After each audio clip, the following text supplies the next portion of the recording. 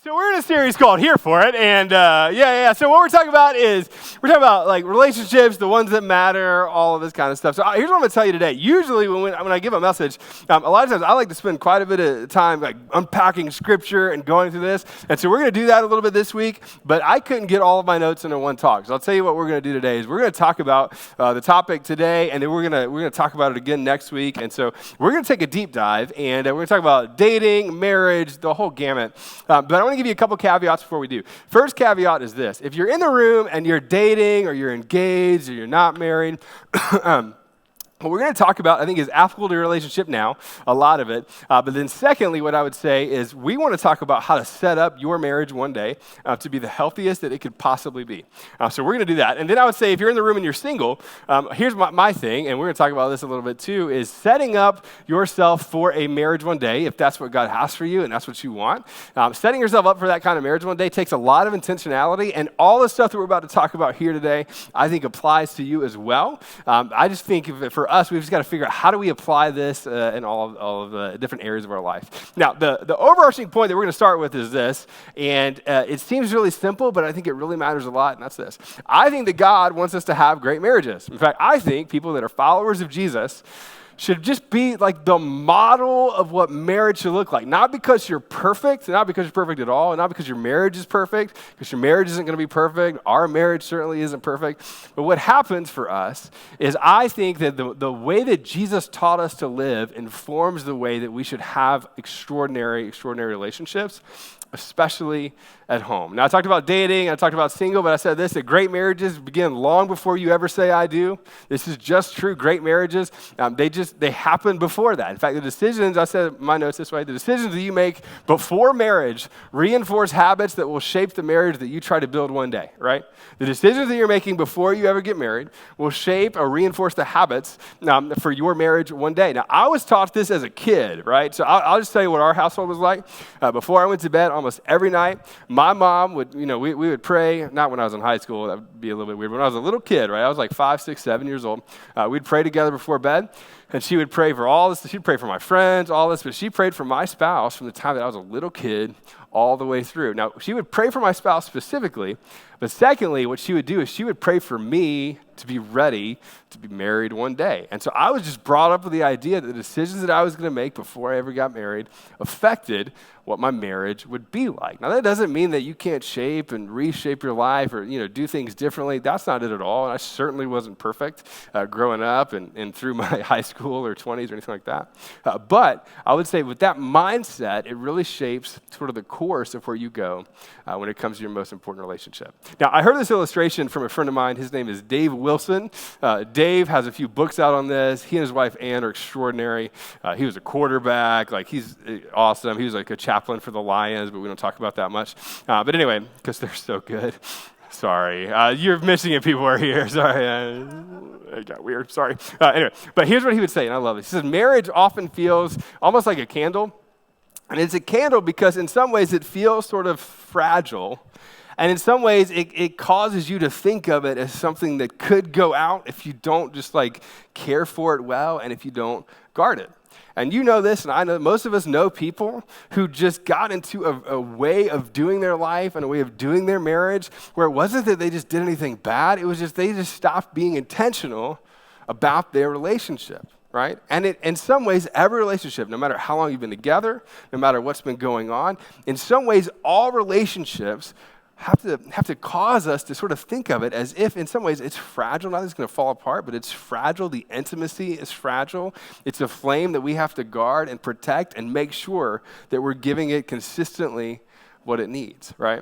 Now, if you're dating, this is true. Like, you can approach it from that way. If you're single, you're thinking about all of your relationships in this way as well.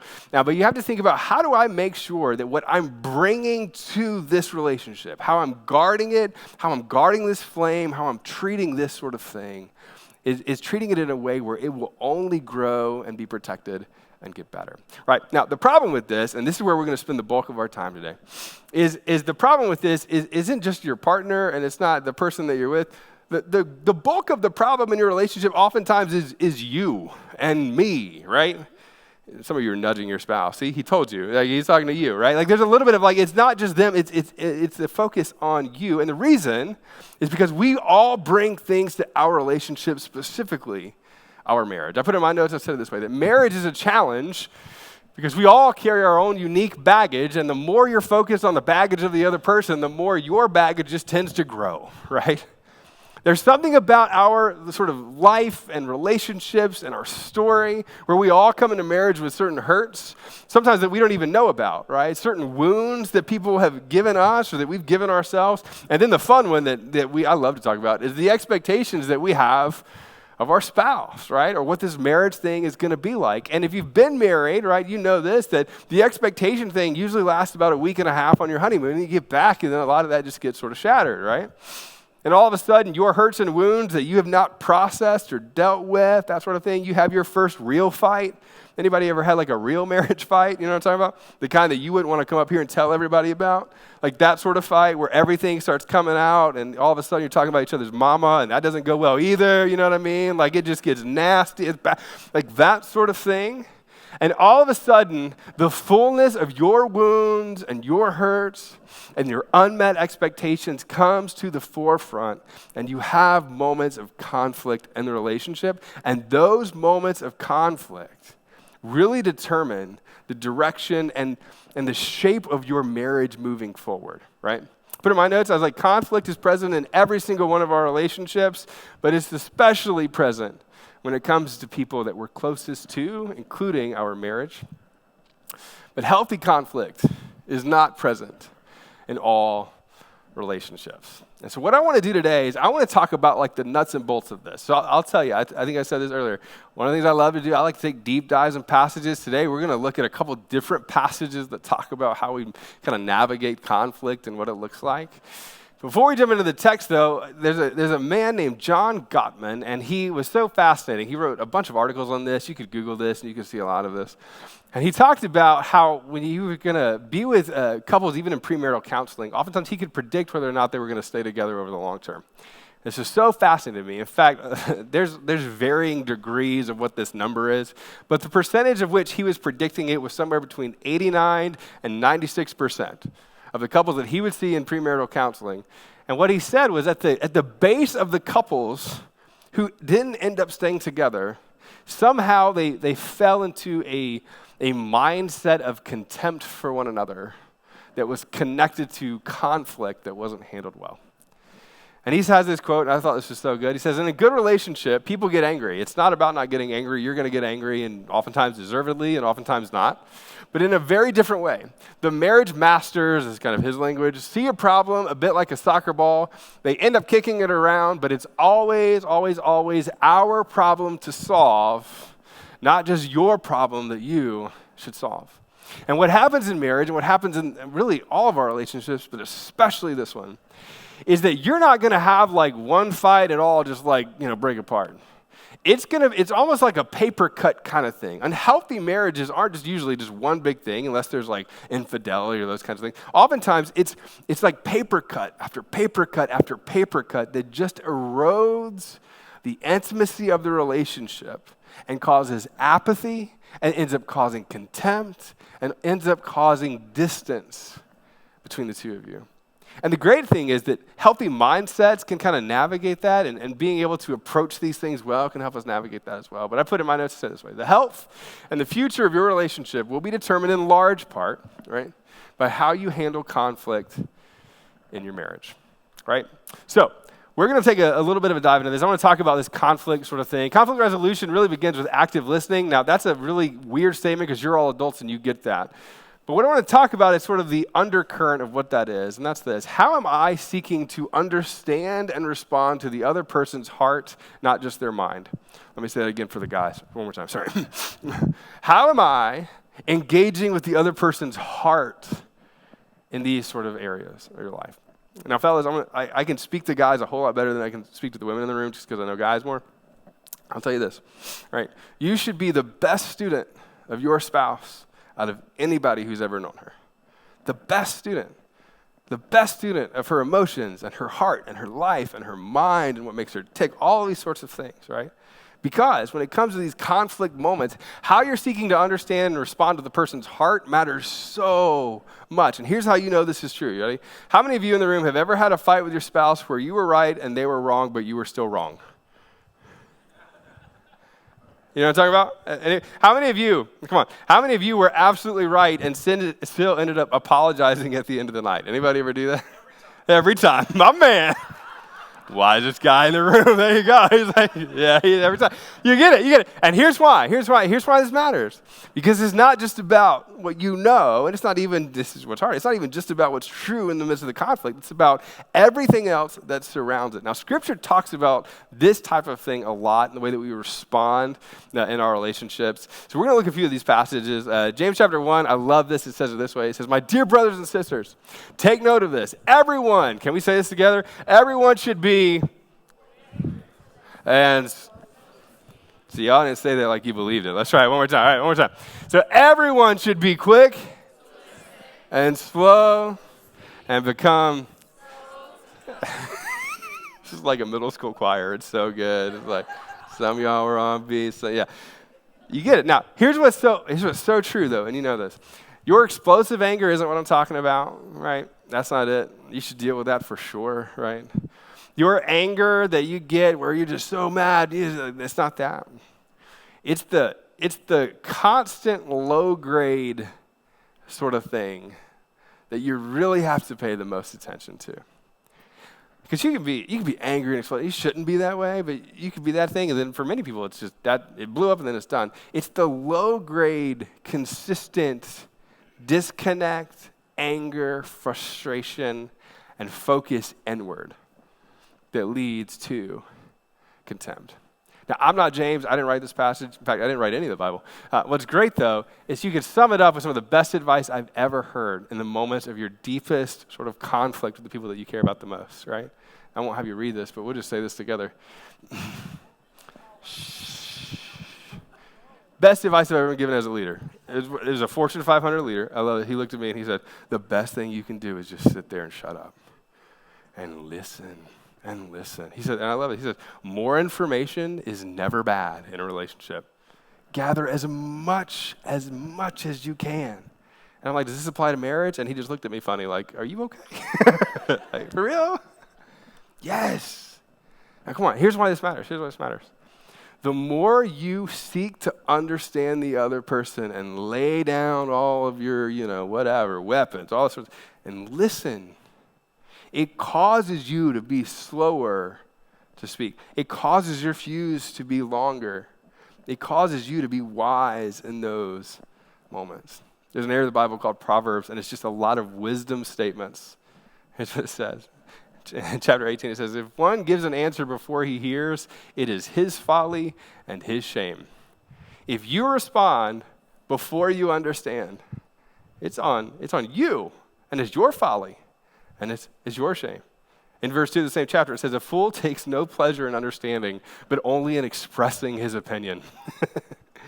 Yes. The need to respond before I'm actually listening and fully grappling with what's going on shapes that. Proverbs chapter 10, it says it this way. I love it. It says, when words are many, transgression is not lacking, but whoever restrains his lips is prudent. Now, come on. This isn't like new information to you. And I know that. This is a discipline that you either engage with or you don't. You're either apathetic about or you're not. But until you master these things to the best of your ability, you will not have the depth of intimacy that you most desire in your most important relationships. The question is like, how do we choose to listen well? How do we do that? So I'm going to talk about that for a second. I think one of the things that we have to really do is give focused attention, right? Now, focused attention really matters, and focused attention is one of those things that's becoming increasingly difficult for us to give. There's so many different reasons for this. Technology is a reason for this, our attention spans. It's funny, we have young kids, and is it Cocomelon? What's the show that we were talking about? Is that what it is? Yeah, is that what I'm not hating on it. I'm just saying. What they do is they shift what's happening in the show, what is it, roughly every minute, 2 minutes, something like that? It's super fast. And what happens is it's causing kids' brains, which I think is so fascinating, to engage faster and quicker and to need that more. This has been happening to you and me for years and years and years and years, right? These ways of looking at the world and the information that we take in is just happening fast. How many of you have TikTok in the room? Where are my TikTok people at? Yeah, so you're like, can I admit that? Yeah, that's great. Yeah, TikTok's phenomenal, and it's fascinating, and it's short, and it's quick, and it grabs your attention, and then it's done. The way it's filmed is short, quick, it grabs your attention, and then it's done. It is becoming harder and harder and harder to invest attention, which means that you have to push back and fight against that when you're in relationship with people that matter the most. Right? There was a study that's done, I think is so fascinating, around how communication is received and the way that it shapes our mind and our heart and our experience of the individual that we're with. And what they said was that roughly 7% of everything that's communicated is verbal. 7%, roughly 7% of that's verbal. 38% of it has to do with the tone of your voice, right? And then 55% of it has to do with your body language. Now, I don't think you have to always be like, I love you. Like, it's not that. You know what I mean? It's not that. But all of that factors into it, and the more and more and more we move through our culture, the more and more it becomes difficult to think about and express ourselves in a way that invites intimacy with the other person. So I'm going to teach some of you a brand new word. Some of you have heard this before, but let's talk about this for a minute. This word is called phubbing. Let's say this together out loud, which should be a lot of fun. On the count of three. 1, 2, 3. It's fun to say, and I hope we didn't record that because when everybody says it, it sounds different. All right, phubbing, right, is a really important word, especially in our culture, and here's what it means. It's this idea or this cross sort of thing about phone snubbing is what it is. It's when you are with someone else, but you're also on a technological device, hopefully an iPhone, right, whatever that is. Like you are leaning in and you are I got you, bro. Right, you're leaning in, and it's that sort of thing. Now, here's why this is important, and here's why this matters so much, right? The act of snubbing someone in a social setting by looking at your phone instead of actually paying attention to them. They did a study on this in 2017, so this is pre-pandemic. I think these numbers would be a lot higher even now. They did this. The average person looks at their phone 36 times per dinner. They went into restaurants to begin to measure this. The average person picks up their phone and looks at it 36 times per dinner. Some of you are going to be like at lunch going, don't you do it? You know, like 36 times. Which if you fast forward this over the course of a lifespan of an individual, that means that person is spending roughly 570 days alone while in the company of other people. And I think that's fascinating. In the company of other people, which is so fascinating to me. I do this all the time, right? I'll be sitting there the other day. Henry just literally just took my phone and put it down. And then he took it and watched Cocomelon. It was great. No, I was kidding. There's a little bit of this sort of thing where you just go, what is that? We can be with people, but then at the same time, we're not with people. And this happens all the time. I'm not going to ask you to raise your hand. Don't raise your hand on this. But how many of you go to bed at night and you're laying next to your spouse and you're both on your phones? This is fascinating. I know there's kids in the room. We won't take a deep dive in this. The amount of physical intimacy that happens in our country over the last several years is so fascinating, is decreasing with the amount of cell phone usage. And that's a no-brainer. Because at 8:30, well, that's when we go to bed. For somebody, 10 o'clock at night, whenever you go to bed, right? And this is what's happening. You're connected so deeply here, which leads to increased conflict, which is so fascinating, which ends up sort of you feeling rejected to some point when this happens to you. And in response, what do? You turn to your phone and you're more on your phone. How many of you have been in a fight with your spouse and what you did is you left the room and got on your phone? Has anybody done that before? Don't answer this one. How many of you looked at the phone in the bathroom? Don't answer that either. How many of you feel the weight of not having your phone with you? Now, I'm pro-technology all day long. I am I'm about as Apple nerd as you could possibly be. And at the same time, without checks and balances of how we engage in this, it becomes increasingly difficult for us to give focused attention to the relationships that matter the most.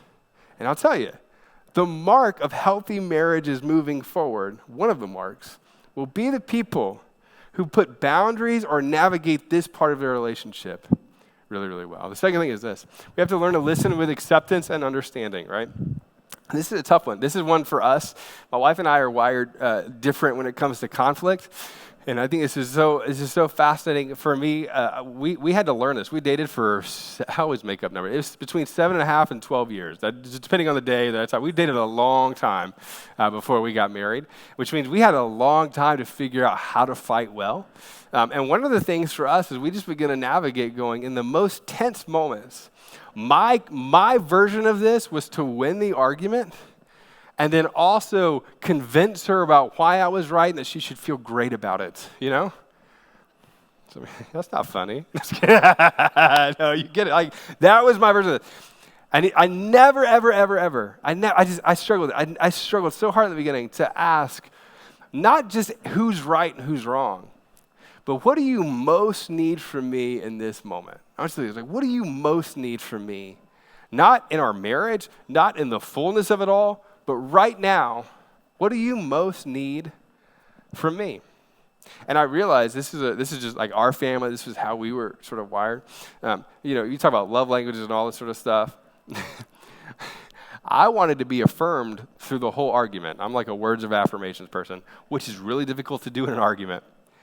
And I'll never forget the day that she looks at me and she goes, most of the time, she goes, you'll have a tone in the way that you're talking, and then you're like, I sit like this the whole time. And I'm just making my case. The other thing that was funny for us is some of you are like this, the more passionate the argument got, the less emotion I showed, and the more emotion I could get her to show, which means we were doing this. And if you've ever had somebody who was getting less and less emotional as you were fighting, you know that is just a terrible ninja move that they do, right? It's the worst. It's awful. And I was terrible at that, right? Because I wasn't focused at all, not on what you need totally from me in the relationship. What do you need from me most right now? Now, the best marriages figure this out. It's not that you never fight, you're going to fight. But if we're going to try to solve this as a team, if we're going to solve this together, if we're kicking around that soccer ball together, the most important question that you can ask is, what do you most need from me right now? Not who's right and who's wrong. Now, again, this is a discipline that you either apply and choose not to be apathetic about, or you ignore and you suffer the consequences, not immediately, but over the course of years and years and years and years, right? Figure that out. The third thing is this, and you get this, you're attacking the issue, but you're never attacking the person. And this is one of those things that is true and also sometimes feels irrelevant, because the longer you're together, the better you are at attacking the person, right? You just get good at it. You know how to do it. You know how to do it well. And then for those of you who are wired like me, if you're at all wired like me, I don't just want to have an argument, and I don't just want us to come out on the other side of it good. I want to win. I want to win. And then, I'm an Enneagram 8. This is always fun. I don't just want to win. I want to win, totally. And then I want to win quick. And here's the thing. The longer that you're with somebody and the more vulnerable that you can be with each other over the long haul, and don't miss this, the more intimacy you have in the relationship, the more it requires you to protect it in the most tense moments that you have, right? Proverbs 15 says it this way, and I think it's so good and it's so true. A gentle answer turns away wrath, but a harsh word stirs up anger, which means in the tone of voice that you sort of approach it, which means in the ways that you respond and the words that you choose. And also, and you know this too, the topics that you bring up. Some of you know that there's just the 1, 2, 3 topics that as soon as you want to win an argument, as soon as you want it to escalate, you know which button to push so that it just grows. And it's saying, and this is a voluntary thing that you choose. I voluntarily set aside those weapons for the betterment of the marriage that we have, right? One of the things that we work on too is saying this, in the moment at least, he who is most mature ends up making the first move. And in our home, that's usually my wife, right? The person who leans in first in the midst of the tension is usually the one who's not just making peace and saying it doesn't matter or overlooking what's going on, but saying, hey, I'm going to lean into this in a way that reminds you that I am more for us than I am for whatever's happening in the midst of us. Right. So I'll tell you what I wanted to do, and this is why this is two talks. What I wanted to do is I wanted to tell you a few things that we try really hard to do at our house. And there's a part of me that goes, this isn't for everybody, we're not perfect because we're not perfect, as you're about to discover, all these sorts of things, it's not that. So I want to tell you, it's not that we're right, but this is how we do it. But also I think this is good, right? These are the things that I think if I could convince every couple to focus on a few of these things, specifically when it comes to conflict, I think it has the power to really shape the way that you do this, right? I'm going to start with a fun, controversial one right out of the gate. First one is this: don't go to sleep angry and don't fight in bed. Now, there are people that go, you know what, I need my space. And I get it. Sometimes you need your space. Yeah. But going to sleep angry and waking up with those emotions just starts the next day with the thing, right? Now, again, some people are like, well, we just can't figure out how to get to, we can't figure out how to solve the problem or whatever. It's not about the problem. It's about asking yourself, are we good? Question we ask ourselves all the time in our house. It's not like, did we solve it? It's are we good, right? The other thing is this: the reason we try really hard not to fight in the bedroom, because bedroom's for other things. Now, I know that's overly simple. Like, oh, great, I'm so glad you're talking about that, Pastor. But anyway, it's seriously, I'm telling you, that's for us in our house. We go, we will leave the bedroom to go fight. We'll take this outside. You know what I mean? That's what we're going to do. Because we don't want to do that. We want to protect that space. There are certain spaces in your home that are sacred, right? And so you go, we're not going to fight that. We don't want to create those memories and those spaces. We do, and we hold each other to this. It's not that we solve every problem before the next day, but we solve the issue of us before the next day. I've said this in variations already. I'm saying this, that I'm never fighting with the other person, but I'm always fighting for the relationship. There's one thing that I wish you could just take away is that this, right? When it comes to dating, when it comes to your marriage, when it comes to especially when you're engaged, these kind of moments, having this at the forefront of your mind shapes most every sort of instance of conflict that you're going to have, right? And if you're dating somebody, here's what I'll tell you. This is red flag land. It's super helpful. If you feel like the person that you're dating is always fighting against you in the fight, and you've had the conversation over and over, we've talked about it, and they still just fight with you rather than for the thing that you're creating together, that doesn't get better in marriage. Now you're just living together and around each other more, and you're having more bad days and good days together, right? It just doesn't get better. And I'm going to tell you, right? If you've been in a relationship that consistently goes, we're just fighting against you, I'm just fighting against you, and you're not married, right? I'm telling you, you have to get really honest about, are you marrying somebody that you hope that you can change them along the way till they can come to your side, or are they really the one? If you're married, I don't think that's the option. That's not it, right? If you're married, you need to figure out how you can remind each other of this in the most tense moments of your marriage, right? I don't remember who said this first at our house, but this is really so good because we talk about our marriage in the sense of being 85 years old one day. And I think it was Emily that said this, but it's like this: you have to love me my whole life because you promised, right? But I also want you to like me too. And I think this is so interesting. Somebody said this to me recently, even when it was coming to parenting. They're like, oftentimes people don't need to just hear I love you, or they equally need to hear that I like you, right? Your kids need to hear that too, right? Especially when they're young. Does your spouse know that you actually like being with them more than other people? And are you protecting your likability in your marriage? Now, come on, let's just be really honest. Some of us just neglect this. You are so confident that they love you, which is great, and you should be, that you don't care if they like you. But of all the relationships that you're going to have, you should be protecting the likability factor in your marriage. And it's not like every day you're so likable, but most days you should be. Because at the end of your time together, you're either going to sit there on the front porch on that little rocking chair sort of thing. I don't know why you're at Cracker Barrel doing this, but apparently you are. You're rocking back and forth, and you either go, I'm sitting next to somebody that I would love to travel with, or I'm sitting next to somebody that I hope doesn't say another word. Don't miss this. And you get to choose. You get to choose that. You choose what that's going to be like for you and your family. The next one is this. You go the extra mile to be good. This is like a thing for us that we're just religious about. I told you this. We decided that we were going to do this in college. And so we just decided like humor is a part of that, affirmation is a part of that. You know, we try to make each other laugh. So in our most tense moments, we really work hard on this. I'll tell you the depths that we went to in this in college. I would not do this now, mostly because I'm a little bit heavier than I was in college. We were sitting at O'Charlie's one time in one of the most tense fights that we've ever had, and I looked at her and I was like, we're done fighting about this. Like it's not a right or wrong thing. It's just we got to be done with it. We got to keep going. And we're both still tense and we're still fighting. And I looked at her. I was like, if I can't get you to laugh, then, you know, we got to get good really fast. She's like, no, we're fighting over these amazing dinner rolls at O'Charlie's. Anybody else love the dinner roll? Can we just take a moment for the dinner rolls at O'Charlie's?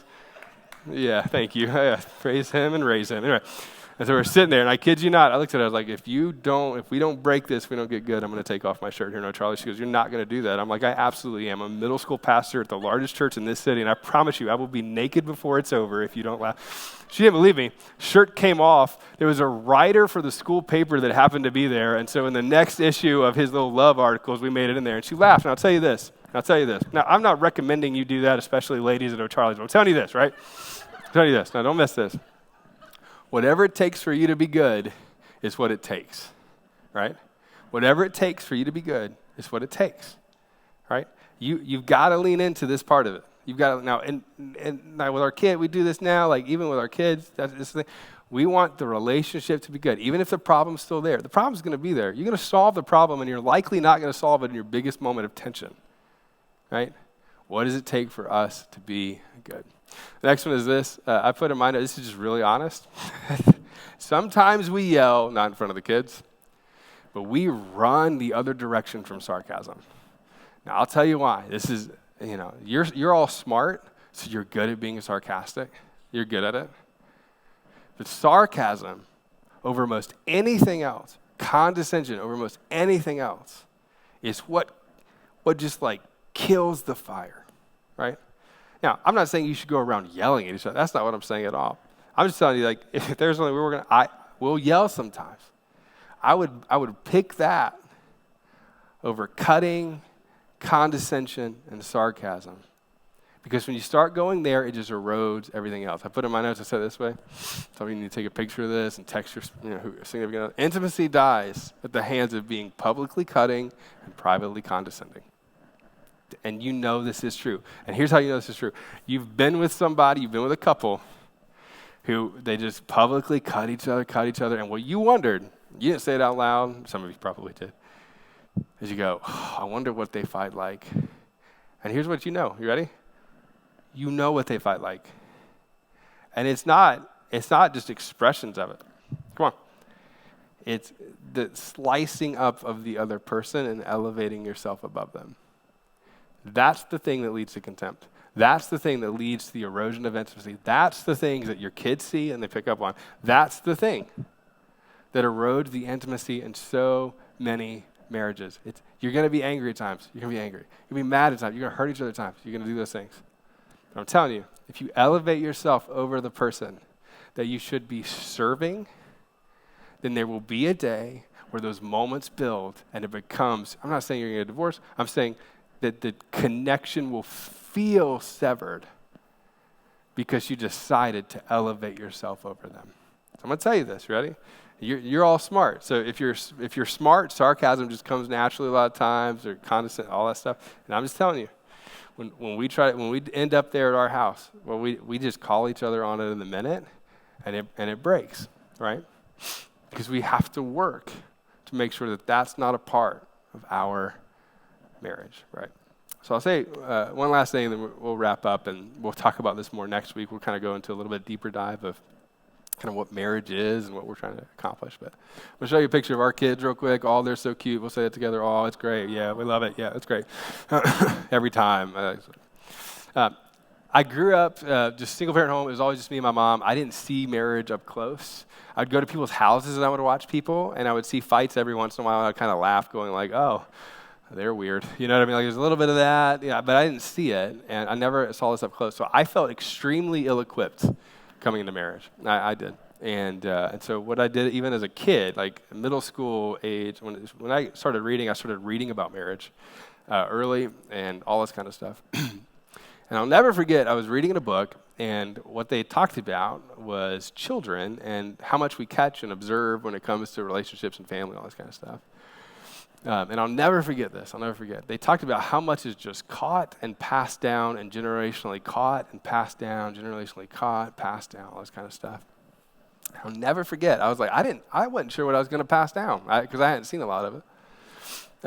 And then when we had Henry, it sort of probably even more so became at the forefront of my mind, is that for those of you who are in the room and you end up dating or you end up getting engaged, you end up getting married, and oftentimes we kind of think to the wedding day, or maybe one day think about kids, but it's kind of a distant thing.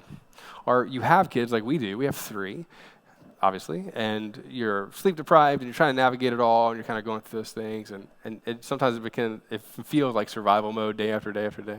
Right? It can be really easy to forget that you're both building a marriage for you, but you're modeling a marriage for the next generation.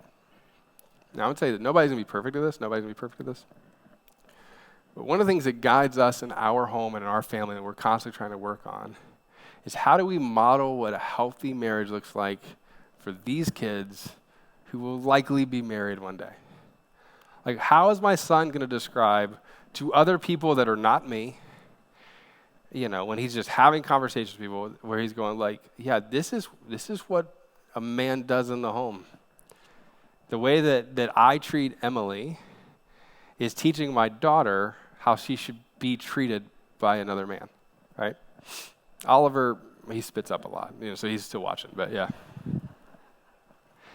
And so here's what I would tell you to do, right? And this is one of the things that kind of moves us forward and kind of where we're going to at least pause today before we pick back up. Is what I hope that you kind of focus on is certainly your spouse and your marriage and all these sort of things. But what I hope is that we're able to build, right, together, right, build a marriage that you wish your children to have one day.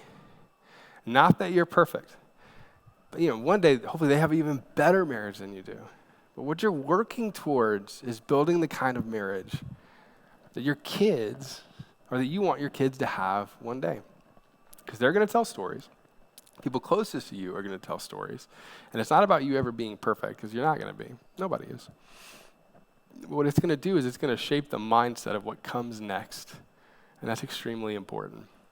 And so if you have kids in the room, what I hope that you do is filter all of this through the lens of what they see and what they're going to say one day. And here's what I'll tell you to do. And this is kind of like the action step for this week. We're going to pick back up next week is this. Through the lens of this, if you're married, what do you hope they say one day?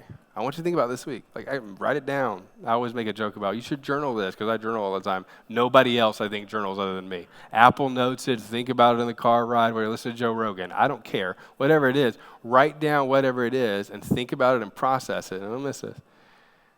And think about the stories that you hope they tell. And then the second thing that I want you to do along these lines is I want you to talk to your significant other about this, right? Talk to them about, how do we do this well? Now, if you're single in the room, here's what I want you to do. I talked about the hurts and wounds and those kinds of things that bubble up in you. What I would tell you is that long before you're in a relationship, you get to decide if you're going to deal with the stuff that you should be dealing with. You're going to bring that with you into whatever relationship is. You get to decide, what are those things, and am I going to bring this, or am I going to process it? And I'll tell you this. Some of the healthiest marriages are people who don't, it's not that they just ignore those hurts and things, they just bring it in, but they know what they are and can articulate it long before they get to the relationship. Like 3rd, 4th, 5th, 6th, 7th, 12th date, whatever it is, you should at least be able to articulate your weaknesses in those spaces. And I'll say this last thing, and we'll wrap up. If you're engaged and you're moving towards marriage and you're we're serious, you got a ring and you're what's up, whatever that is. Oh, see you later. Yeah, that was a Beyonce reference. Thank you. Whatever that is. Now, here's what I'd say. You start building this long before you get engaged. But when you're engaged, you get to engage with how the other person's going to respond before you get married. And you get to build rhythms and habits now that are going to shape the future course of your marriage. And here's what I tell you. The engaged phase, we'll talk about this more next week, is so, so important. But I would tell you, challenge the other person to the habits that you want to be built. Lean into those things, and then build those things together. So next week we're going to pick back up. We're going to talk a little bit further about this. So what we're going to do is I'm going to pray for us, and we're going to dismiss you out there. I'll be out at the gallery. We'd love to talk to you more out there. But let me do this. I want to pray for us. Next week, here's what I'm going to ask you to do. We're going to take this a step further. We talked about conflict today. Next week, we're going to talk about some of the more nuanced pieces of marriage and how we kind of navigate those. So I'd love for you to join us next week as we do that. But I want to pray for you as you kind of walk away trying to process some of this. And then we'll kind of wrap up from there. So let me pray. Father, we thank you so much that over the course of our lives, a lot of this stuff is difficult and it's challenging and it takes discipline. And I thank you that you've given us the tools that we need to lean into it. God, none of us are perfect, but at the end of the day, you've called us to lean in and engage very deeply in serving our spouse and in our marriages. So Father, I pray that you would help us to do the difficult heart work around this. God, I ask that you would help us to keep this at the forefront of our mind and challenge ourselves to take steps continually as couples. And Father, I ask that you would help us as we turn inward to look at what we're building together or what we will one day build. God, I pray that you would help us to be so clear on who we need to become and how we need to lead in those relationships. In Jesus' name we pray. Amen.